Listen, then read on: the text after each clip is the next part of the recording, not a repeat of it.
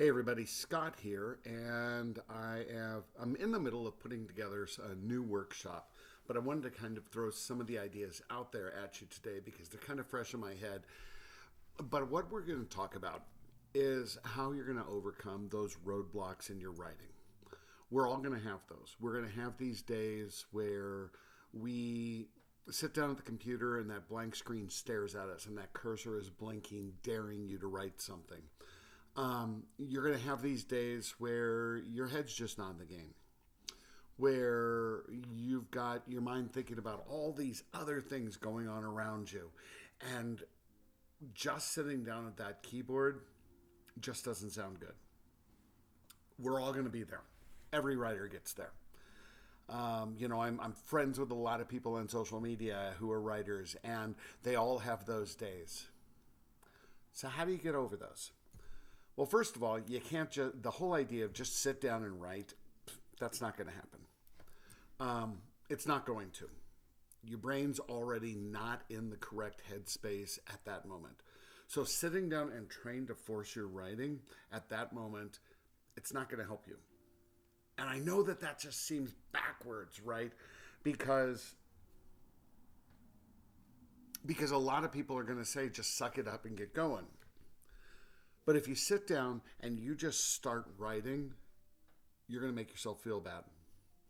Your writing's not going to be the way where you wanted it to be because you're not in the right headspace. The writing's going to sound bad. So what do you need to do? It is okay to step away for a second. I follow a musician over on social media, and I don't remember her name. I don't even know how I stumbled across her, but she is this fantastic organist. And as soon as I say organist, and she's just excited about playing. And if you've ever seen her, if you're somebody watching this going, I know who you're talking about, you're going to know who it is. She put together a reel one day, and she had said there were days where her head's not in the right place either. And she's sitting there and she knows she has to practice and she knows she has to work. But as she's talking about it, she's videotaping, so she does a talk over the videotape where she is kind of working on one of those Lego flower arrangements. And looks like a Lego one, but that's the best thing I can do. And she's just slowly working with it. And you can just see as she's working that her head's getting in the right place. Now, whether she immediately gets up and starts playing and going over to the organ and practicing or whatever that might be, that's not the point. You have to step away from it sometimes. Sometimes it might simply be, I'm going to go in and go bake cookies. Maybe it's going to be, for me, I know when I need to do something and it doesn't quite work, I clean the house. I find something to clean the house or to vacuum or to say, I got to go clean up my closet and organize my closet. I might do something like that.